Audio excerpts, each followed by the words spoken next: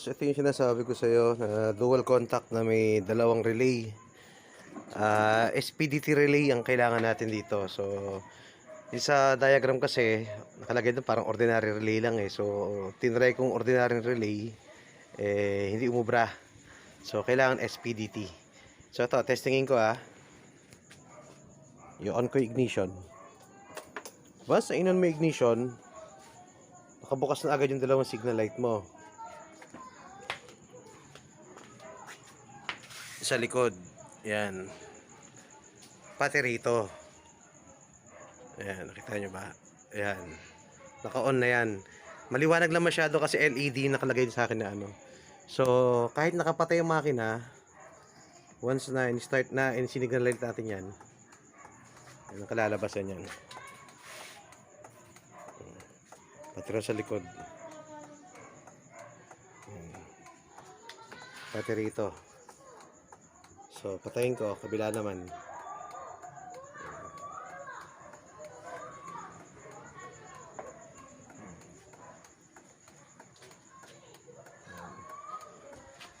Ayoko kasi na mapahiya sa'yo eh. Gusto ko testingin ko muna sa motor ko bago ko siya try sa'yo.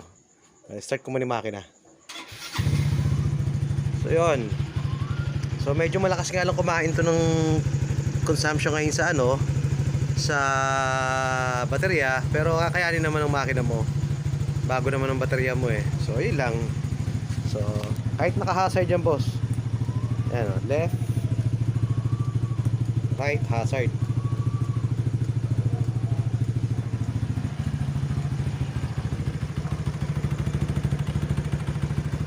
Ano siya? Ayan. So patayin natin.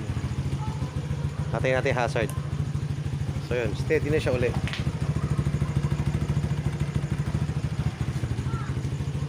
Yun. Sige boss, pause ko muna. Yun na. Good day mga boss. Yan, Ninjarat po ito. So welcome back po para sa akin. So matagal na akong hindi nakagawa ng video. So at makagawa na ng tagal na rin hindi nakagawa ng tutorial. So pasensya na kayo boss kasi naging busy ako ng mga nakaraan. Tapos nagkaroon ako ng konting problema sa aking cellphone. At namaalam na yung cellphone ko, hindi na kaya mag-charge. Basta daming issue. So kaya wala tayong magamit na pang vlog. Yun.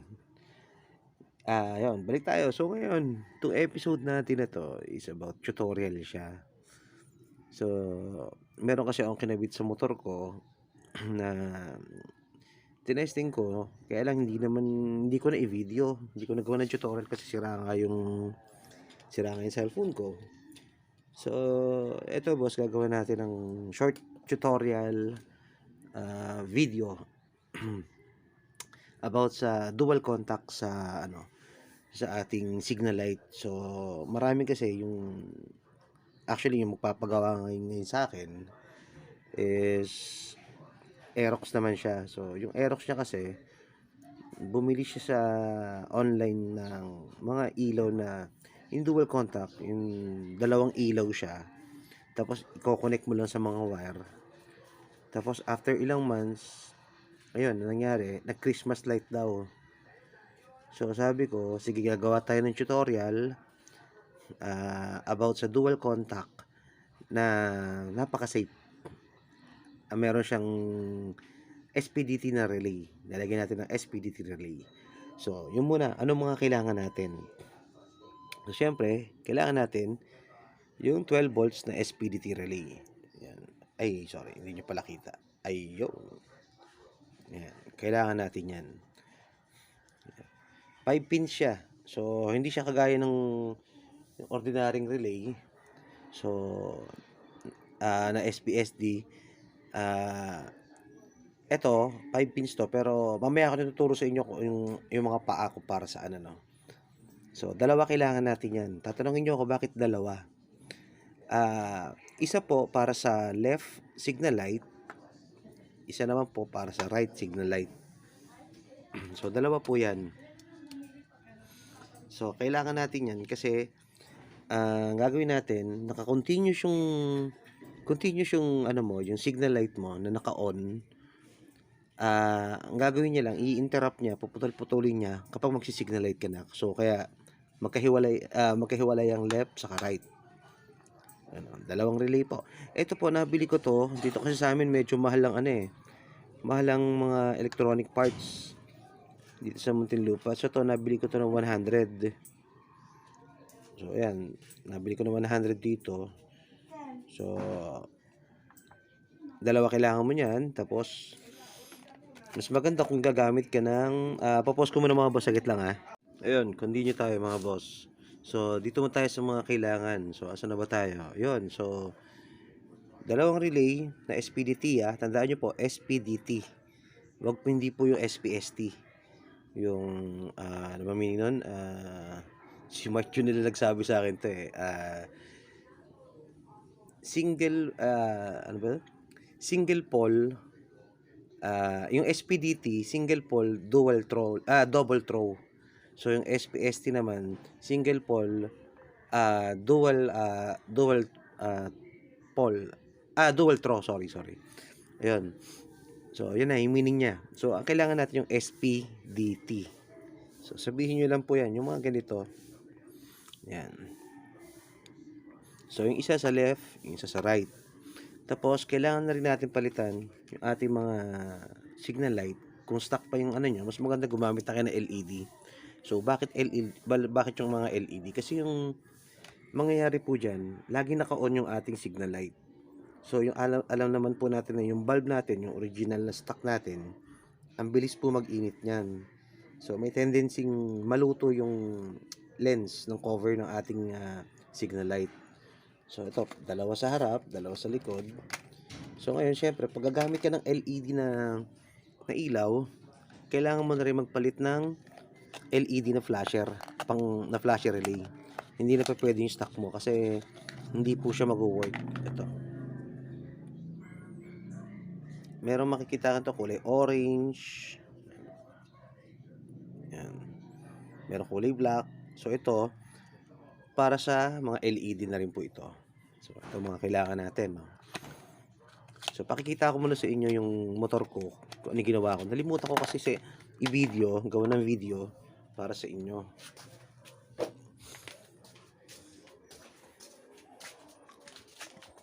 So, yan. I-on ko muna ha. So, once in-on ko yung ignition, automatic, naka-on na yung signal light ko.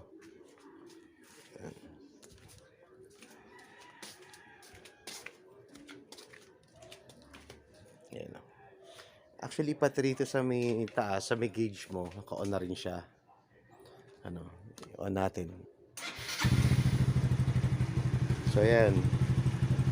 So, mangyayari dyan, boss, once sa signal light ko, kasi sa akin kasi, mas maganda kasi yan, kung yung park light nyo is naka-LED rin, tapos wala siyang switch or may switch siya, na pwede nyo i-on sabay sila. So, ito ngayon sa akin, naka-on na siya. So, pag signal light ko, baliktad ngayon siya. So, ayan, tayo nyo. Yung naka-steady yung isa, tapos saka siya nag-blink. So, ganun din sa kabila.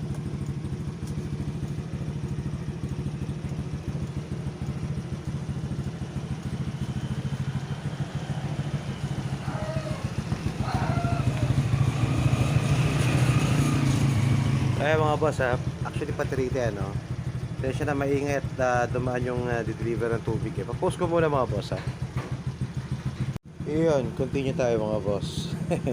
Session na kayo, ang dami commercial umaga kasi ngayon, ang dami mga nagde-deliver ng Shopee, deliver ng tubig. So ayan mga boss, so ayan. So naka-steady na siya, dual contact, naka-on na lang siya lagi. So signal light natin. Pati sa kabila, meron yan.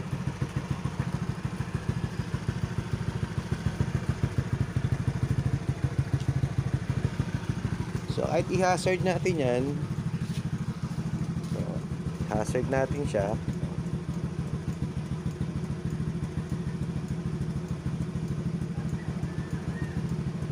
So yan. Matik nga lang, lagi na naka-on yung dito nyo. Dalawa na yan.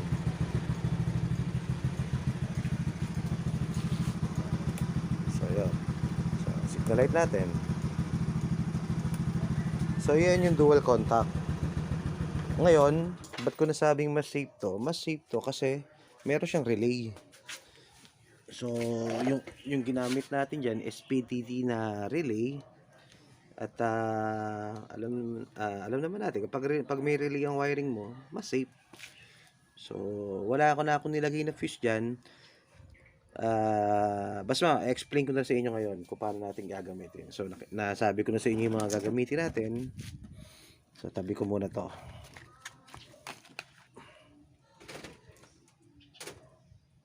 So ngayon ganito yung wiring niya. Saglit, kukuha nga lang muna ako ng mapagsusulatan natin. Saglit lang boss ha. So yun boss ha. And medyo hindi ako magaling mag-drawing eh. Kaya ano mo natin.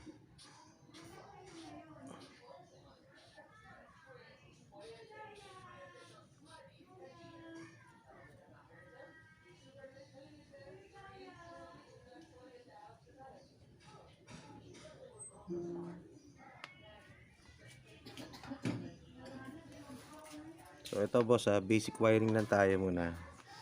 So ang kailangan na natin kasi dito, i-disable na natin yung mismong pasok ng kuryente sa mismong switch ng natin, signal light. So ang gagawin natin yan boss, itong gitna, ito kung makikita nyo, yung gitna na yan, papunta yan sa accessory wire, ACC wire yan. Ito naman kabila, papunta sa battery. Yung actually itong dalawang to, pwede nyo na pagsamahin yan. Yung left, ito yung left, diba? Ito yung right na relay natin. Pagsamahin nyo yung negative, itong dalawang to, ganyan yan eh. Ito, saka ito, pagsamahin nyo na siya. Matik yan, ang bagsak niyan sa negative. Sa ground. Sa baterya. Mas maganda sa battery nyo na lang ilagay yan. Ano? Hindi ako magaling mag-drawing eh. Tapos itong isang to, wala na to. Hindi nyo gagamitin to. Ito. Hindi nyo gagamitin to. Ang gagamitin na itong apat lang na to. So, asa na tayo? Ito, yung papunta ron sa right switch. Shit, wala nang ano. Bumigay ang aking pentel pen. Kita nyo ba pag lapis? Lapis na nga lang. Ito, yung papunta sa mismong switch. Sa may switch, sa may socket natin. Sa may on and off switch ng ating signal relay. Sa switch siya. Sa signal. Yung sa right side to. Ano? Sa right side. Tapos, ito naman kabila, ito rin kasi to, itong gitna na to. Basta yung gitna, sa accessory yan. Pwede nyo rin pagsamahin yung dalawang yan. Pagsamahin nyo na lang yung dalawang yan. Itong dalawang to, itong dalawang gitna, pagsamahin nyo na yan. I-connect nyo na yan sa accessory wire nyo.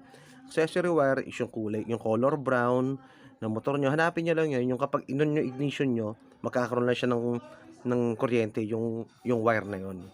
Sa Yamaha kasi kalimitan yun, color brown. No? Tapos, ito naman, sa mismong left switch.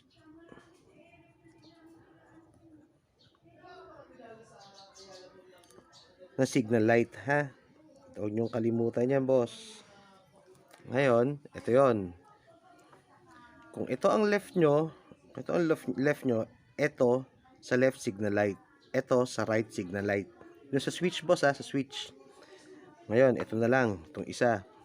Ngayon, doon sa may right, yung pinagputulan nyo, di ba may socket doon? Imagine niyo yung socket. No? Pag tinanggal nyo yun, ito yung papunta sa mismong switch. Dito kayo magko-connect nandito. Ano?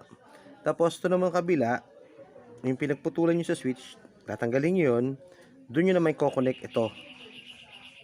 So, iba-bypass nyo na. So, dito naman yung papunta sa mismong harness. Left side. Ganun din dito. Harness na signal light. Naiintindihan nyo yung sulat ko. Harness na signal light. Papunta naman to sa mismong signal light sa likod, signal light sa harap, sa wiring mismo sa harness. Ano? Ito yung right. Ito yung left. Ano mga boss? So, ano ko, naiintindihan nyo? Ulitin ko ulit. Ako naguluhan eh. Okay, so ito yung accessory wire. Pagsamahin nyo na itong dalawang to. Pagsamahin nyo na to, itong gitna to, ito, saka ito, pagsamahin nyo na. Ganito, para di kayo malito. Ayan. Pagsamahin nyo itong dalawang yan. Lagay nyo sa accessory wire, sa brown wire. Tapos, ito namang gilid, itong dalawang to, pagsamahin nyo rin to. Ilagay nyo yan sa mismong battery terminal natin. Sa mismong negative ng battery natin. Tapos, ito naman, kung ito yung left, ito yung right, itong left nyo, ilagay niya sa left signal light na wire. Ang alam ko sa MXI color green yun. Hindi, mali pala. So, nakaharap ako eh. So, yung ano pala yun, pink. Parang pink yata yun. Tapos, ito namang right, ang green. Right ang green, yung left color pink yata yun. Basta kung may tester kayo boss, hanapin nyo na lang. So ayun. So hihinangan ko muna, wiringan ko muna para makita nyo ng ayos. Pause ko muna. So ayun mga boss, balik tayo. So ganito ginawa ko. So pinagdikit ko na yung dalawang wire. So example lang ano mo boss. Ito yung ilalagay ko sa left, ito yung ilalagay ko sa right. So basta tandaan nyo, yung dalawang to, pagsamahin nyo. Yan. Ito yung lalagay natin sa battery. Itong dalawang to. Ano. Tapos, ito naman dalawa, yung kasunod naman niya,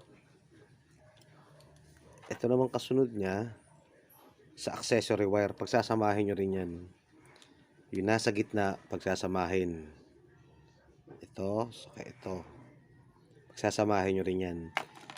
Lagay niya sa accessory wire. So, ganyan siya. Tapos, itong dulo, itong itim, itong itim, pinaka nasa dulo, ito naman yung papunta sa switch. Sa switch mo ng signal light. Ano?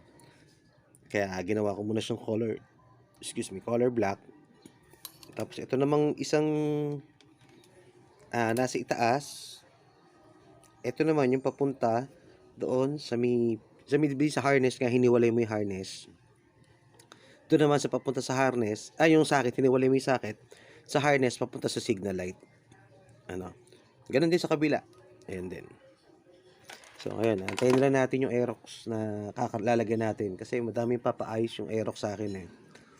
Yung dual horn niya, yung driving light niya, saka yung, ayan nga, dual contact. Ewan ko kung ano pang palalagay niya ron eh. So, pause ko muna lang.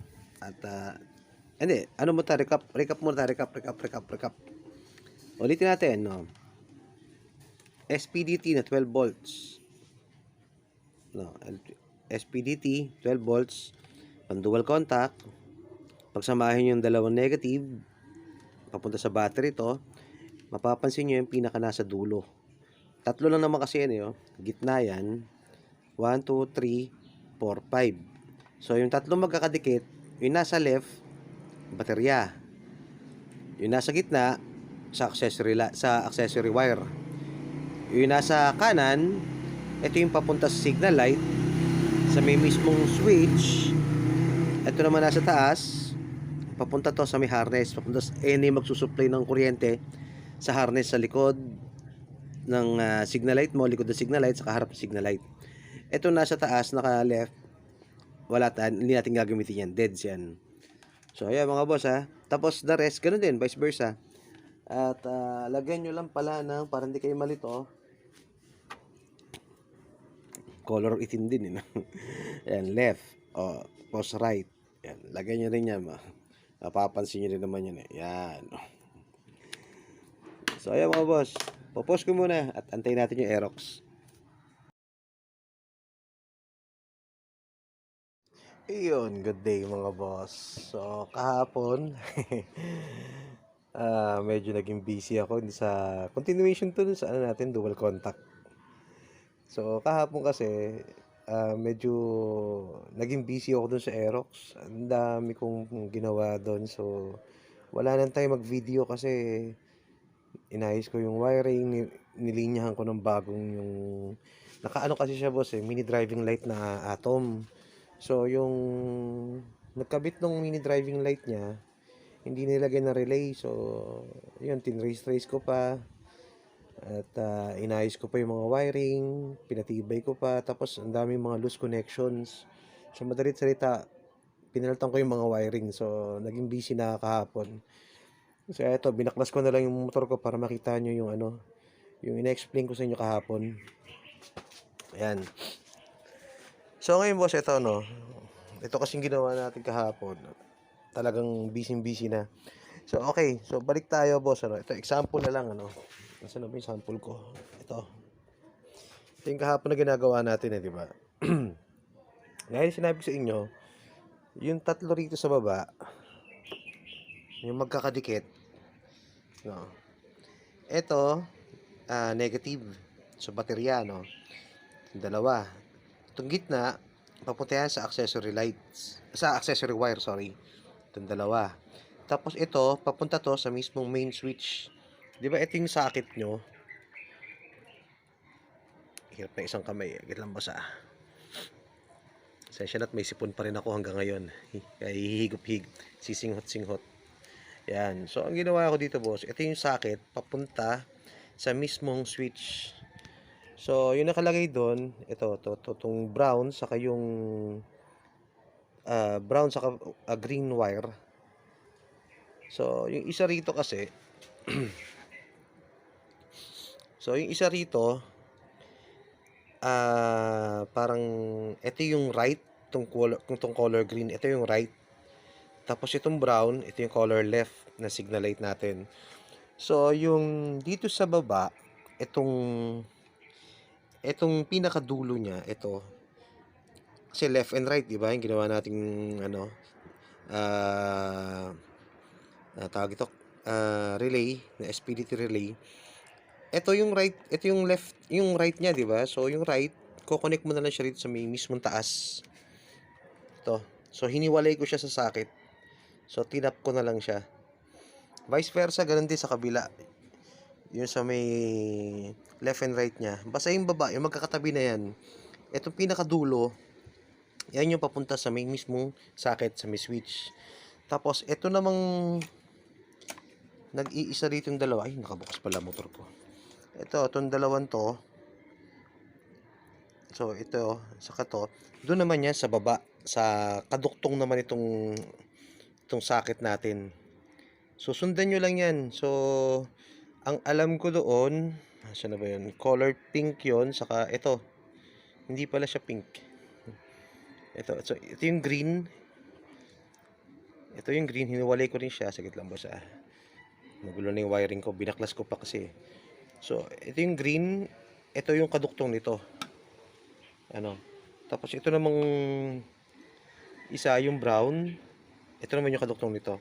So, yung dalawang ito, kunyari, ito yung left nyo, ito yung right nyo, ito, dito sa baba, sa right na signal light. So, ito naman, dito sa baba rin, sa left signal light naman. Ayan. Sensya na kayo boss ha, medyo masama ang pakiramdam ko kaya hindi ako makapagsalita ng ayos, hindi makapag-explain. So, yun lang boss. At kahapon, pinakita ko naman sa inyo yung kalalabasan niya. So, sa akin kasi, may sinama ko yung switch ng park light ko sa headlight ko, sa low beam ko. So, pag bukas ko ng low beam, automatic na yon. So, yun. Asa na ba tayo? Tapos yun, itong nasa gitna, itong dalawang pinagsama natin na sa accessory wire, hanap lang kayo ng accessory wire dyan. kung may test light kayo, kalimitan yung color brown. Hanapin nyo lang dito sa socket. Ano, dito. So ako kasi may nakaabang ako dito na accessory wire. So kaya doon nakakabit yung accessory wire ko. Lahat yan accessory wire. Ano. So ayun lang mga boss, at sana magets nyo, or kung meron kayong hindi naintindihan or nalito kayo, sundan nyo lang yung sinabi ko. I-message nyo lang ako pag meron kayong hindi naintindihan. Message nyo ako sa messenger. Willing to help naman ako mga boss. At tutulungan ko kayo dyan. So sa ngayon kasi boss, pause ko na muna. Puputulin ko na yung video. At nilagyan ko lang ng ending tong video para may upload ko na. Basta pag may katanong kayo boss, sabihin nyo lang sa akin. At ako hindi medyo hirap ako magsalita ngayon at ako'y barado ang ilong. So ayun na, basta don't forget to like, share, subscribe to my channel. Laking tulong na po sa akin yun. So kapag panoorin nyo lang po na panoorin yung mga videos natin para gagawa pa tayo ng mga tutorials, gagaya nito. So, yun lang mga boss ha. Putulin ko na. Ride safe!